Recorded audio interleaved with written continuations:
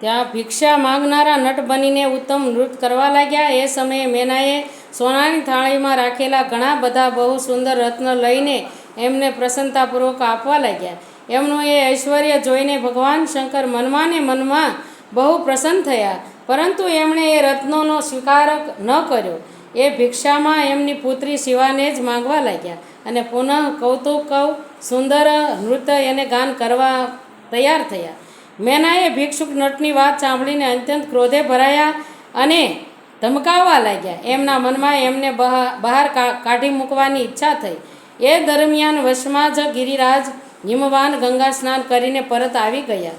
એમણે પોતાની સામે એ નકારક ભિક્ષુકને આંગણામાં ઊભેલા જોયો. મેનાના મુખે સર્વ વાતો સાંભળીને એમને પણ ઘણો ક્રોધ ઉત્પન્ન થયો.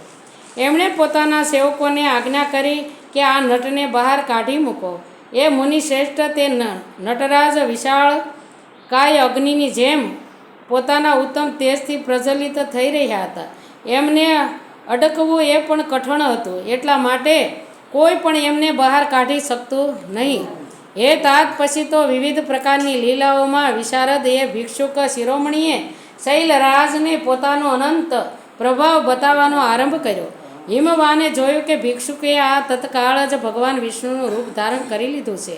એમના મસ્તક પર કિરીટ, મુંગટ, કાનોમાં કુંડળ અને શરીર પર પિત્ત વસ્ત્ર પીતાંબર શોભવા આપી રહ્યા છે. એમને 4 ભુજાઓ છે. હિમવાને પૂજાને વખતે ગદાધારી શ્રી હરિને જે પુષ્પ વગેરે ચઢાવ્યા હતા એ સર્વ એમણે ભિક્ષુકના શરીર ઉપર તથા મસ્તક ઉપર જોયા.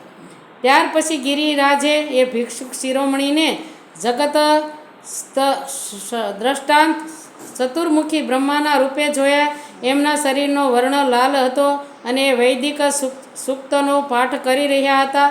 ત્યાર પછી શૈલરાજે એ કૌતુકકારી નટરાજને એક ક્ષણમાં જગતના નેત્રરૂપ સૂર્યના આકારમાં જોયા. હે તાત, આ પછી એ મહાન અદ્ભુત રુદ્રના રૂપે દેખાયા. એમની સાથે દેવી પાર્વતી પણ હતા. તે ઉત્તમ તેજથી સંપન્ન રમણીય રુદ્ર ધીરે ધીરે હસી રહ્યા હતા.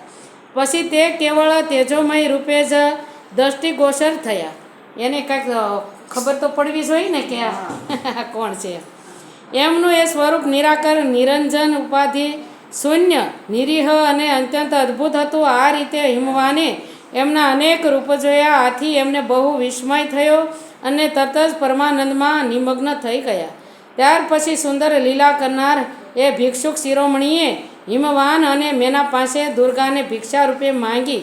બીજી કોઈ જ વસ્તુ ગ્રહણ કરી નહીં, પરંતુ શિવની માયાથી મોહિત હોવાને કારણે શૈલરાજે એમની એ પ્રાર્થનાનો સ્વીકાર ન કર્યા.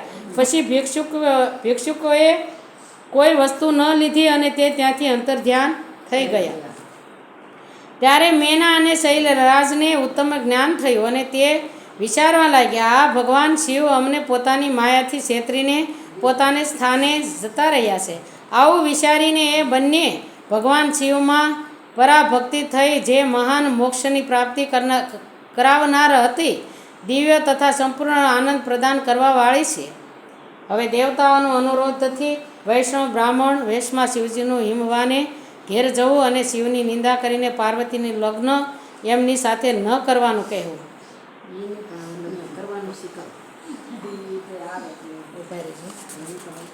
લગ્ન કેટલા આઘા છે એ જોઈ.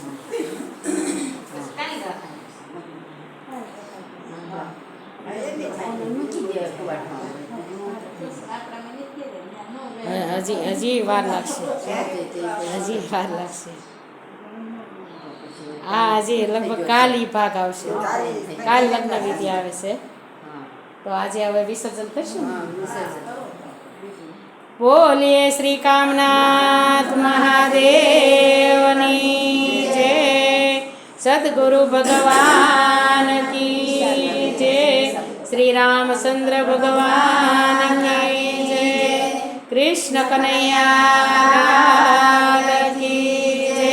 શૈલ કાંઠાવાળા હનુમાનજી મહારાજની જય. શ્રીદાન મહારાજની જય. સૂર્યદેવની જય. સનાતન ધર્મની જય. अपने अपना मात पितानी जय। सद्गुरु भगवान की जय। सर्वे संतन की जय। आजना दिवसनी जय। जय जय